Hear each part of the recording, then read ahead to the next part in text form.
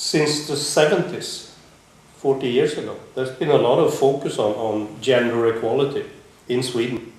This is one example is the parental leave program and the fact that fathers are supposed to take care of the babies just as well as the mothers, all these kind of things. And it's been difficult, but I mean there have been attempts by most of the political parties in the Swedish parliament to try to change the traditional gender roles and so on. But and I think there's been a slow progress, and statistics are showing that more fathers are involved with the babies and the infants, and boys and girls are doing more of the same things. Yeah.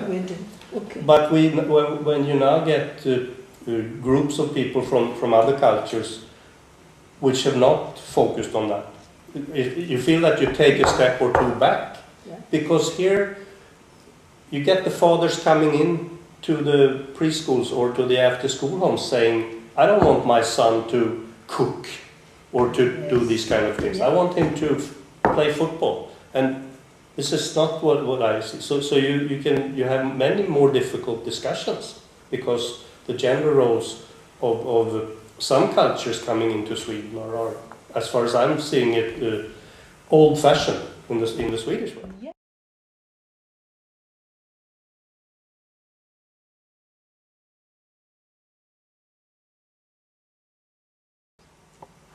Well, I think maybe that it's true that parents are more uncertain about the parental roles, and that they turn more to experts in a sense because they don't have the same network around the family. It's not as easy to. I mean we have the number of children in the families are down, and the number of children and parents around in the neighborhood are going down because parents are working, and it's so you don't have, and this is of course the gender issue.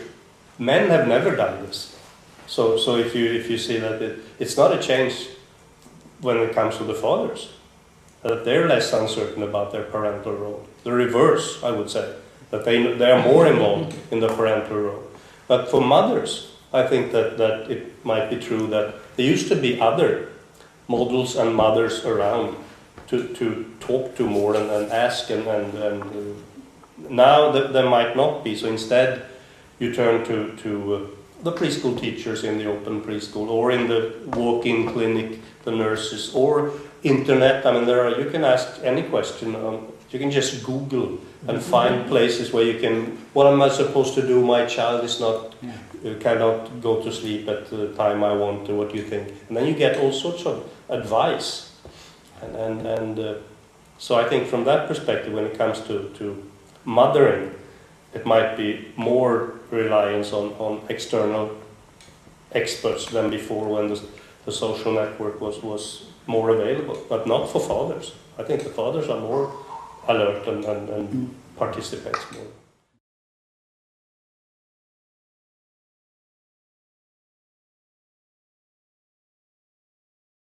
I think it's not been the case in Sweden with the medical medicines, but I think it's the diagnosis type of things. Yeah.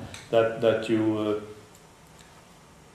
in a sense, if you can get a diagnosis, then that makes some people more secure.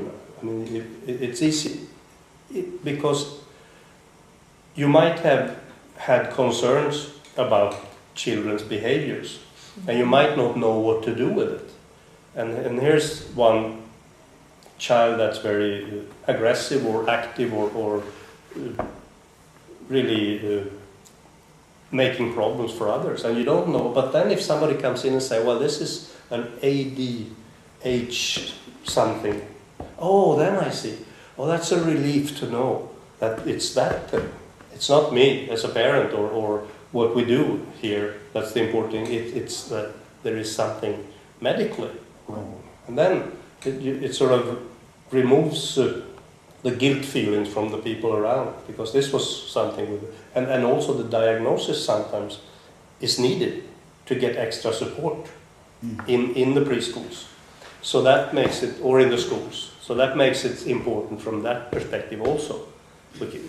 So the school will say, well, we can't have this extra. The politicians are saying, well, now when you have these 2 children diagnosed with whatever letter combination, then we will give you some extra support and a special educator and something like that. So from that perspective, but I don't think we have the discussion like in the United States where you find that they're using sedatives and things. We don't have those.